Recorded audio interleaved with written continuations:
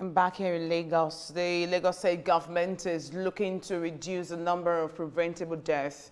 Members of the National Youth Service Corps (NYSC) are being trained on first aid administration in order to increase the chances of survival for those in critical condition before medical care can be administered. Wilson Omoni reports. Youth Corps members from across the country are trained in various skills that will last a lifetime. But saving life has always been chattered to a few volunteer Corps members.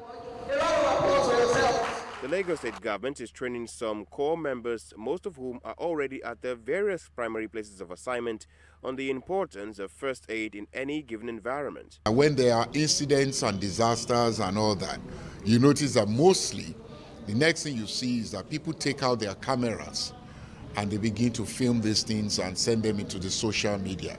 It's okay to document these things, but the question is, should that be the first reaction? Should that be the first action we take? No.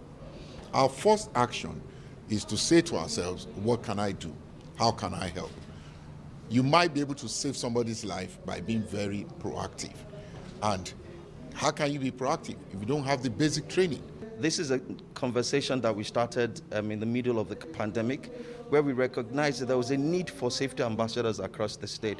People that can respond, people that can identify hazards and nip them in the bud before they crystallize into big disasters.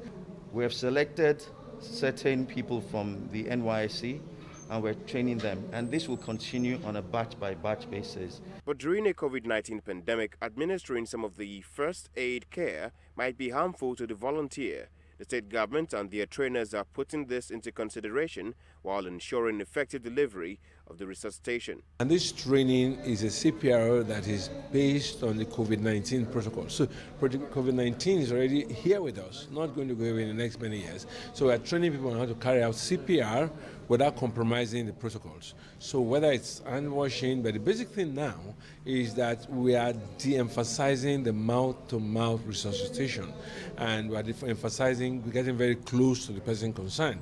And when people want to come around for the CPR, we're also going to teach them to keep social distance. The Corps members present are aware of the importance to getting this training should the need ever arise. Knowledge is forever. You can't ever say you want to use it again.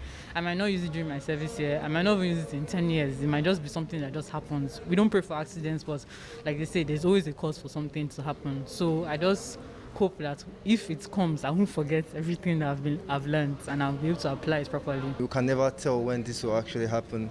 And for the fact that, as I said before, I could train for other people, and for the people who will later experience that, they could end up saving thousands of lives. The state has promised to sustain this training in order to improve the chances of survival of residents in time of crisis.